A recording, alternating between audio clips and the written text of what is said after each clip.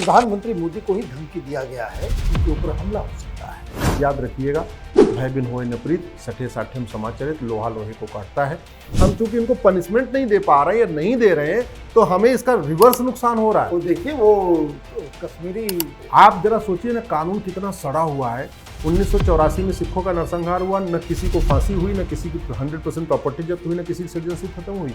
आप क्या सजेस्ट कर रहे हैं कि जो इस तरह की चीजों में, गतिविधियों में जो पाया जाता है, आतंकवाद अलगाववाद के केस में स्टैंडर्ड एक प्रोसीजर बनाना पड़ेगा कि हमें आतंकवादियों से ये 100 सवाल पूछने हैं। जांच में आप ये इसके दोषी आरोपी पाए जाते हैं, इमीडिएटली जो है आपका नार्को पॉलीग्राफ टेस्ट होगा। बिल्कुल, आपने यूएपीए बना रखा है, लेकिन 2-3 साल तो इसी बात पे तारीख पड़ती है। यूएपीए लगे या नहीं लगे। यस, दिल्ली दंगों में हो चुका है, कितनी बार हो चुका है। आतंकवादी कोई पेट में पैदा नहीं होता है, आतंकवादी पैदा होते हैं मदर से। नमस्कार, कैपिटल टीवी में आपका स्वागत है। प्रधानमंत्री मोदी इंडोनेशिया, ऑस्ट्रेलिया, न्यूजीलैंड की यात्रा पे निकले तो एक ब्रेकिंग न्यूज आई कि प्रधानमंत्री मोदी को ही धमकी दिया गया है कि इस विदेश यात्रा के दौरान उनके ऊपर हमला हो सकता है। ये बड़ी खबर तो थी, लेकिन बहुत सारी खबरें जो आती तो हैं लेकिन जनता तक पहुंचती नहीं, और उससे कितना बड़ा खतरा हमारे ऊपर मंडरा रहा है उसका सही विश्लेषण और आकलन भी हम नहीं कर पाते। दिल्ली एनसीआर टेररिस्टों का हब बनता चला जा रहा है। आपने देखा होगा कि किस तरीके से लाल किले के सामने डॉक्टर्स का एक पूरा बड़ा नेटवर्क पकड़ा गया था, जो धमाके में तब्दील हुआ, जो स्लीपर सेल की तरह काम कर रहे थे। हजारों हजार केजी कहां से विस्फोटक ये लोग जमा कर रहे थे, नई नई टेक्निक के द्वारा। पिछले एक सप्ताह में कम से कम 2 दर्जन आतंकी स्लीपर सेल्स, अलग अलग, कहीं पे 4, कहीं पे 8, कहीं पे 6, ये दिल्ली और उसके आसपास एनसीआर में पकड़े जा रहे हैं। हो क्या रहा है देश में? ये लोग यहां छिपे हुए हैं, एक्टिव हैं। जो पकड़े जा रहे हैं वो पकड़े जा रहे हैं, जो नहीं पकड़े जा रहे हैं वो क्या करेंगे? तो इस खतरे के ऊपर आज हम बात करेंगे। हमारे साथ देश के पीआईएल मैन अश्विनी उपाध्याय जी हैं। आपका बहुत बहुत स्वागत है। क्या ये सोचा जा सकता है कि भाई हम लोग सुरक्षित हैं दिल्ली के अंदर में? मैं सोचने की सिर्फ बात कर रहा हूं। देखिए, हम सुरक्षित कैसे हो सकते हैं? इस हफ्ते दिल्ली में 8 आतंकवादी पकड़े गए, पिछले हफ्ते 4 पकड़े गए थे, उसके पिछले हफ्ते 8 पकड़े गए थे। आपके फरीदाबाद से डॉक्टर पकड़े गए थे, अल्फला यूनिवर्सिटी पकड़ी गई जो बाकायदा रेडिकलाइजेशन का सेंटर चल रहा था। आपके गुड़गांव से आतंकवादी पकड़े गए, आपके फरीदाबाद से आतंकवादी पकड़े गए, आपके नोएडा से आतंकवादी पिछले महीने पकड़े गए थे, गाजियाबाद से नोएडा पकड़े गए, हापुड़ से पकड़े गए। हापुड़ में तो एक महिला आतंकवादी सेंटर अपना बना रही थी, वो पकड़ी गई, वो भी डॉक्टर थी। सहारनपुर, मेरठ की तो बात ही मत करिए, वहाँ क्या क्या चल रहा है। और आपके मुजफ्फरनगर, देवबंद की क्या हालत है सबको पता है। तो आपका सोनीपत, बागपत, कुल मिला के जो दिल्ली एनसीआर है, लगातार यहाँ से आतंकवादी। आपने नूह को छोड़ दिया। हाँ, नूह और मेवात, बिल्कुल ठीक कह रहे हैं। तो मनीष जी, मैं इसको इस बात से मैं इसको इस तरीके से सोचता हूँ कि चीन की राजधानी बीजिंग में आतंकवादी क्यों नहीं पकड़े जाते, जापान की राजधानी टोक्यो में आतंकवादी क्यों नहीं पकड़े जाते, अमेरिका की राजधानी वाशिंगटन में आतंकवादी क्यों नहीं पकड़े जाते, सिंगापुर में क्यों नहीं पकड़े जाते, सिंगापुर में क्यों नहीं पकड़े जाते, रूस के मॉस्को में क्यों नहीं पकड़े जाते, ये भारत में क्यों पकड़े जाते हैं? याद रखिएगा, भय बिन होए न प्रीत, सठे साठे समाचरित, लोहा लोहे को काटता है। आतंकवादी जब वो इंसान से डरते ही नहीं है, हमारे रामकृष्ण हनुमान से भी आतंकवादी वो नहीं डरते, वो ब्रह्मा विष्णु महेश से भी नहीं डरते, तो फिर उनके लिए, डराने के लिए आपको कुछ और करना पड़ेगा। डराने का वही एक ही तरीका है, भय बिन होए न प्रीत, राम नीति। आपको तो व्यवस्था करनी पड़ेगी कि आतंकवादी पकड़ो, बस उसके बाद उनका narco polygraph brain mapping test करो। टेस्ट करने के बाद अगर तीन टेस्ट होते हैं, narco test, polygraph test, brain mapping test, अगर 3 के तीनों टेस्ट में एक ही बात निकल के आ रही है, हाँ भैया आतंकवादी हैं, तो हम कहते हैं लाइव और कर दो, सजीव प्रसारण और करा दो, करा के उनको ठीक है, उनको महीने भर के अंदर फांसी दे दो। यही तरीका, दूसरा कोई तरीका नहीं। जब तक आप आतंकवादी पकड़ेंगे, उसके बाद उसकी 3-4 साल जांच होती रहेगी, फिर उसका 10-20 साल ट्रायल चलेगा, फिर गवाहों के बयान होंगे। ये आतंकवादी इतने छिप के रहते हैं, इनके खिलाफ गवाही कौन देगा? ये बताओ आप, कौन देगा गवाही?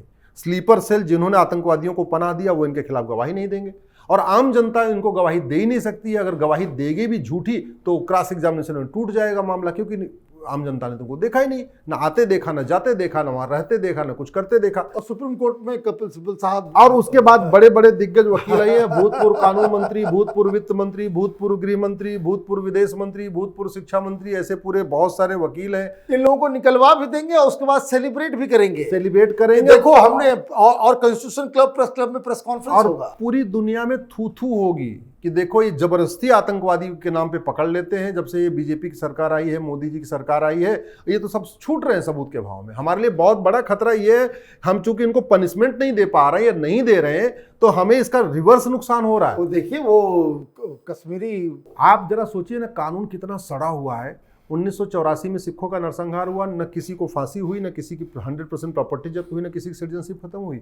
1990 में कश्मीर में नरसंहार हुआ, कश्मीर नरसंहार में कश्मीर फाइल बन गई, लेकिन कश्मीर में नरसंहार करने वालों को किसी को फांसी नहीं हुई। प्रधानमंत्री के साथ मनमोहन सिंह के साथ तो वो तो डिनर करता हुआ पाया। 2012 में कमलेश तिवारी की हत्या हुई थी, एकदम गला काट के मारा था, हत्यारों को आज तक फांसी नहीं हुई।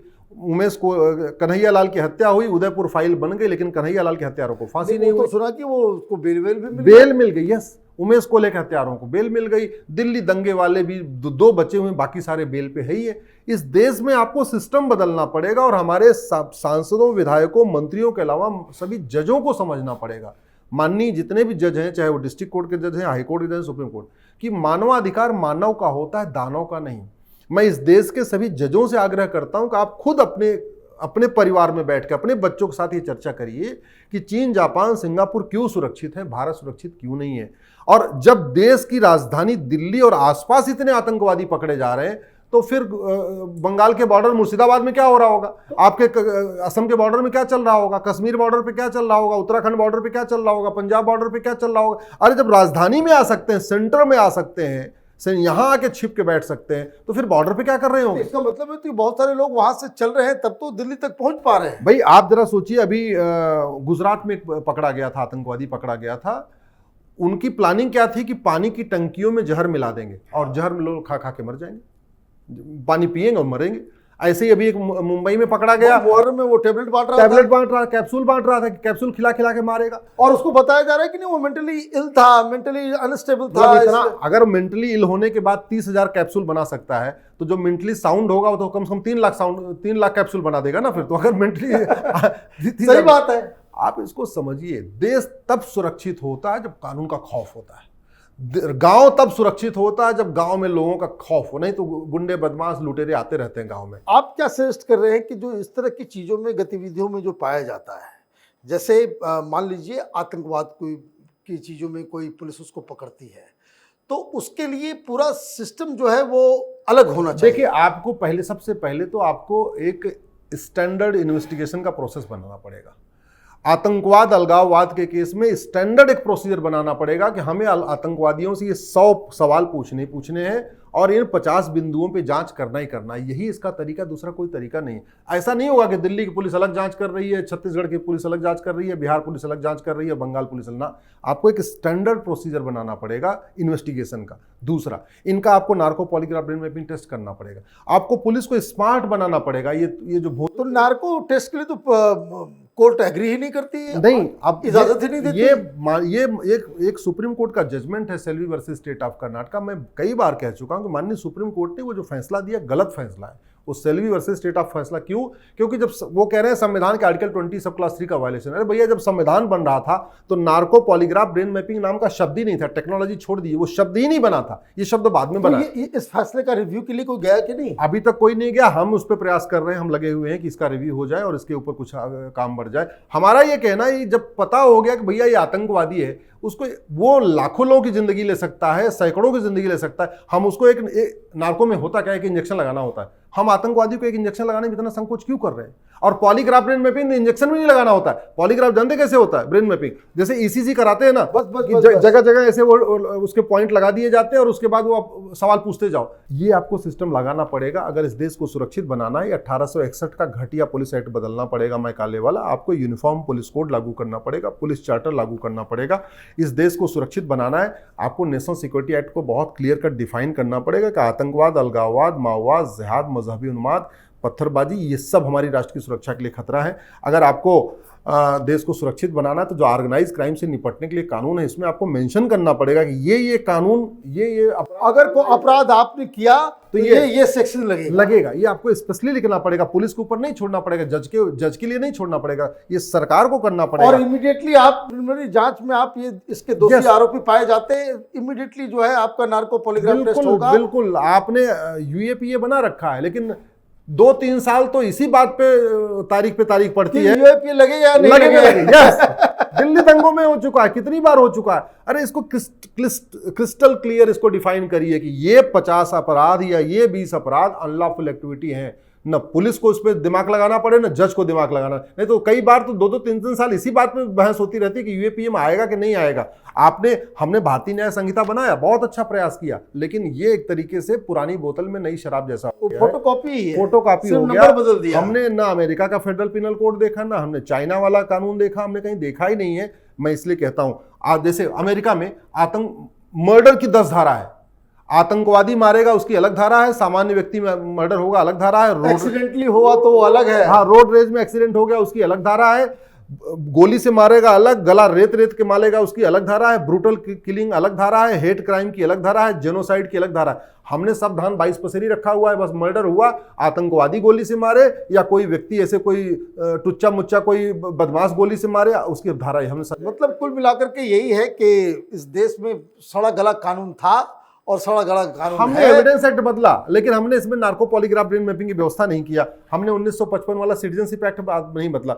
बिना स्लीपर सेल के आप आतंकवादी पनप नहीं सकते दिल्ली एनसीआर में। आज तक कितने स्लीपर सेल के हमने सिटीजनशिप खत्म किया। स्लीपर सेल बिना लोकल मदद से वो तैयार नहीं हो सकते। हमने कितने लोगों ने सिटीजनशिप खत्म किया। आप मैं तो ये पूछ रहा हूं कि इस देश में आज तक किसी की सिटीजनशिप खत्म क्यों नहीं की जा रही है? जो पैदा हो रहे हैं आतंकवादी, अलगाववादी, पत्थरबाज, सब भारतीय कहला रहे हैं। अरे भैया, ये कानून बना है सिटीजनशिप एक्ट। जब अगर आप सिटीजनशिप देने की व्यवस्था कर रहे हैं तो सिटीजनशिप लेने की व्यवस्था करिए ना, कि भाई ये 20 अपराध है, जो इस 20 अपराध में सजा अपराधी माना गया, दोषी हुआ, हम खत्म करें। तो हम वो व्यवस्था नहीं कर रहे हैं। और सबसे बड़ी बात याद रखिए, आतंकवादी कोई पेट में पैदा नहीं होता है, आतंकवादी पैदा होते हैं मदरसे में। पूरी दुनिया का इतिहास है, जहां मदरसा है वहां अशांति है, जहां मदरसा है वहां अलगाववाद है, जहां मदरसा है वहां जिहाद है, जहां मदरसा है वहां पत्थरबाजी है। आपको मदरसा बंद करना पड़ेगा। जब मुगल चले गए तो काय लिए मदरसा चला रहे हैं? बंद करिए, समान शिक्षा लागू करिए। चीन अगर समान शिक्षा लागू कर सकता है, जिस किसी को भी धार्मिक ज्ञान लेना है अपने घर में आप कीजिए, अपने घर में करिए ना, अपने मस्जिद ऑर्गेनाइज तरीके से नहीं होना चाहिए। अरे मस्जिद में भेज दीजिए, मौलवी सिखाना होगा जो सिखा देगा। और साथ ही साथ अब समय आ चुका है कि जितनी रिलीजियस बुक हैं, जितनी मजहबी किताबें, उनको रिव्यू किया जाए। उनमें ऐसा क्या पढ़ाया जा रहा है कि पढ़ा लिखा डॉक्टर अल्फला वाला भी आतंकवादी बन जा रहा है। वो 400 डॉक्टर जो रडार पे आए और एक डॉक्टर तो चांदनी चौक पे जाके खुद ही फट गया, तो कुछ तो गड़बड़ है ना, कुछ तो कंटेंट है। अगर ढोल गंवार शूद्र पसुनारी पे शास्त्र विचार हो सकता है कि लिखा जा सकता पीएचडी हो सकती है, आपके मनुस्मृति में ये श्लोक सही है, ये गलत है, अगर इसके ऊपर विचार विमर्श हो सकता है, तो फिर बाकी ग्रंथों में क्या लिखा हुआ है जिसके कारण लोग भटक जा रहे हैं और ऐसा भटकते हैं कि बाद भटकते भटकते फट जा रहे हैं। इसके ऊपर जांच, इसको रिव्यू नहीं करना चाहिए। देखिए, आपने बहुत कायदे से मेन कंसर्न बताया कि किस तरीके से हिंदुस्तान में स्लीपर सेल, उसके कारण क्या है और किस तरीके से कानून लाचार है इस तरह के प्रॉब्लम्स को टैकल करने में। आपका बहुत बहुत धन्यवाद। अगर आपको ये वीडियो पसंद आया तो आप इसे लाइक करें, शेयर करें और कैपिटल टीवी को सब्सक्राइब करें। धन्यवाद।